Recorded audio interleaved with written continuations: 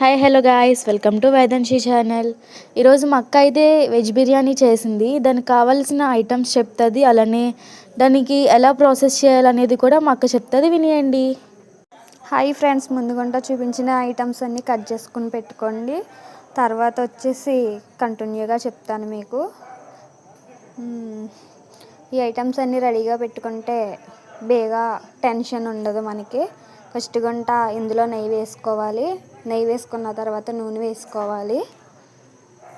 నూనె వేసుకున్నాక గరం మసాలా స్పైసెస్ మొత్తం వేసుకోవాలి.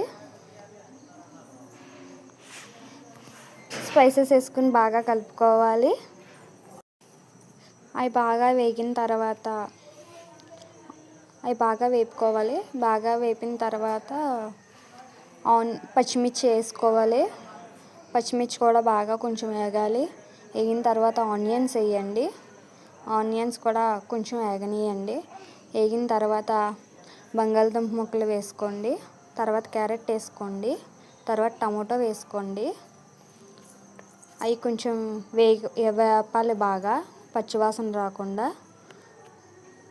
తర్వాత కొంచెంసేపు మగ్గనిస్తే మగ్గిన తర్వాత మళ్ళీ తీసి ఒకసారి కలపండి. కొంచెం బాగా కలపాలి. తర్వాత అల్లం వెల్లుల్లి పేస్ట్ 1 స్పూన్ వేసుకోండి, సరిపోతుంది. అంటే నేను లెక్కగా వేసుకున్నాను. తర్వాత కొత్తిమీర కొంచెం వేసుకోండి. తర్వాత నేను వేపు పెట్టేసుకున్న ముల్లిమేకలు వేసుకున్నాను, మీరు వేపుకోవాలి. తర్వాత వేయించిన జీడిపప్పు వేసుకున్నాను నేను ఉన్నది కాబట్టి.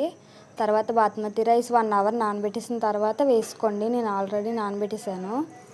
తర్వాత అందులోనే గరం మసాలా వేసుకోండి. అంటే నాకు చికెన్ మసాలా ఉంది కాబట్టి నేను చికెన్ మసాలా మాత్రమే వేసుకున్నాను. అది కొంచెం బాగా కలపాలి. గరం మసాలా అంతా రైస్కి పట్టేసి ఇలా కలపాలి. అప్పుడు బాగా స్మెల్ అన్నది మనకు బాగా వస్తుంది. తర్వాత నేను వాటర్ వేసాను, అది మీకు చూపించలేదు.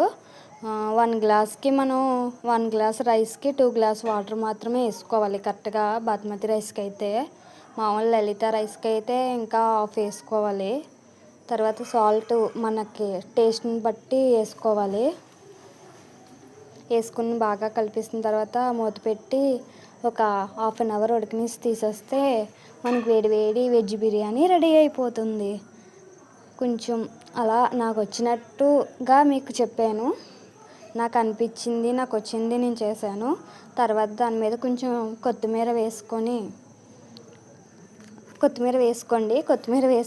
కొంచెంసేపు వండించుకుంటే అది మగ్గిన తర్వాత వేడివేడిగా మనకి వెజ్ బిర్యానీ రెడీ అవుతుంది. Please like and subscribe friends.